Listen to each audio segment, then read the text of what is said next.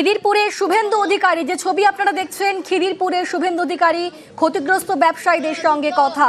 রবিবার রাতে খিদিরপুরের বাজারে আগুন লেগে যায়, পর সেই আগুনে পুড়ে ছাই হয়ে যায় দোকান, গোডাউন। আর আজ সেখানে পৌঁছলেন শুভেন্দু অধিকারী। আমাদের সঙ্গে এই মুহূর্তে রয়েছেন প্রতিনিধি রৌনক। রৌনক, কি দেখতে পাচ্ছ এখন? একেবারেই গত পরশুদিন যে ভয়াবহ অগ্নিকাণ্ড দেখা যায় খিদিরপুরে, এখনো পর্যন্ত পুলিং প্রসেস চলছে। ঠিক সেইখানে এলাকা পরিদর্শন করতে আসছেন বিরোধী দলনেতা শুভেন্দু অধিকারী এবং এখানে ক্ষতিগ্রস্ত যারা ব্যবসায়ী তাদের সঙ্গে কথা বলছেন তিনি।